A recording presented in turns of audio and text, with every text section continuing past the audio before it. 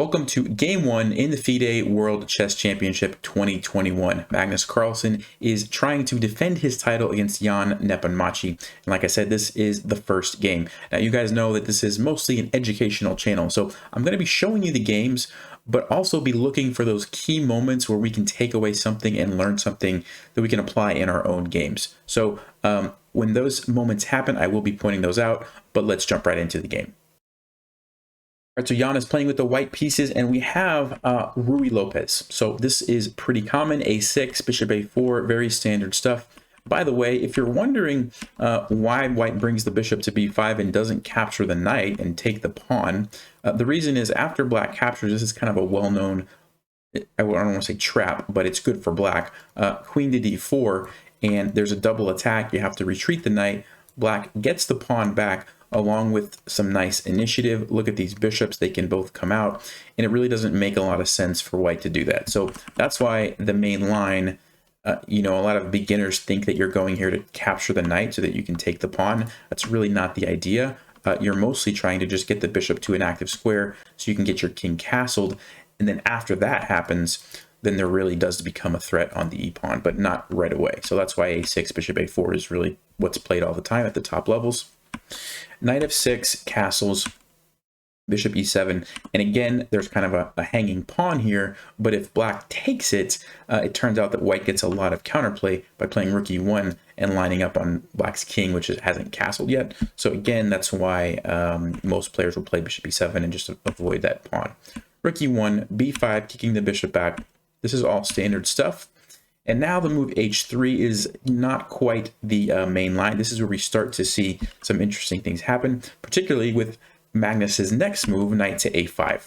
And if you notice, the knight was defending the pawn over here on e5, which is now free for the taking. And this is actually a pawn sacrifice that was intentional. And so Jan does take it. We have this trade. So one thing that black gets in exchange for the pawn is the bishop pair. And one of the things about having the bishop pair is that you want to open up the game. So bishop b7 attacks the pawn, white defends, and now d5. And black is trying to open up the lines, right? This bishop is going to be much more effective if these pawns are traded off. And it also lets the queen into the game, and then potentially this bishop at some point can come in as well. So, okay, takes, queen takes, queen to f3, defending the checkmate threat on g2, bishop to d6. So this is a really good learning moment. So I want to flip the board and talk about this position for a second. One of the things that you'll notice, strong players do this all the time, but when they're looking at a position like this, I'm sure that they're asking themselves the question, which of my pieces are most active and on good squares, and which of my pieces are not as active as they could be and could be improved, right? This queen, this bishop, doing a fantastic job creating this battery and this threat here. Knight's on a pretty good square. Now it's a little bit limited by these pawns, but at some point, if it recaptures here, probably can have a good home. This bishop and these rooks are maybe not ideal. And so what do you think Magnus does? Well, he brings this bishop from a somewhat passive square where it actually could have been a liability, and he puts it on a more active square. It's well defended, it's attacking the knight, and it's potentially preventing the king from escaping if there's ever an opportunity for a back rank checkmate. And at the same time, he's also creating a very sneaky threat to take this knight. So for example, if white just plays some sort of natural looking move like knight c3, there's a really nice tactic here. Queen takes e5, which opens up the bishop. And let's just say white tries to capture here. Well, now you can see the point of this bishop, that's actually just checkmate. So if we go back, the other option that white has is to take the queen with the rook, but then Magnus can take the queen, and it was essentially a queen trade, but Magnus got the extra knight, and now white has a problem with this rook, so he can't just take back the bishop, right? He has to move the rook, and then Magnus just comes out up a piece, basically. So that's the threat also by playing bishop d6. And so you notice how he combined all those things into one move, right? Creates a very nasty threat and improves the position of one of his pieces. So these are the kind of things that you want to look for when you're playing your games. Can you improve the position of your pieces and also make some kind of threats? And if you can do both of those things at the same time, you're probably looking at a pretty good move. Okay, so knight c3 was not played in the game, obviously. So let me flip back to white again. And king to f1 is really the only move that white can play to keep some sort of advantage. And the reason that king f1 is the move is because it defends the rook. If you remember in that line we just looked at after the queen takes, this was not an option because the queen could come down and take the rook. Well, now it's defended by the king. So king f1, really the only move. Rook here. Now, let me flip back again. This probably looks like a weird move, but actually, Magnus is doing exactly what he did with this, improving the position of one of his pieces. And the reason this is an improvement is because he's thinking that maybe one day these pawns can start pushing on the queen side. And if these get, let's say, traded with some of these, this is where he wants his rooks to be. Okay, so even though it might not look like it, he's thinking ahead and planning for when these files get opened. That's why he puts the rooks there. Okay, so we have the queen trade, bishop d2, c5, knight goes back. And now rook to d8. This is a very interesting move. I'm not actually sure what the idea is. Something about these last couple moves changed his mind. And so instead of immediately thinking that these files were going to be open, he thought there was more value to put it here. And so that's why that rook jumped over there. Okay, knight b4, threatening the fork here.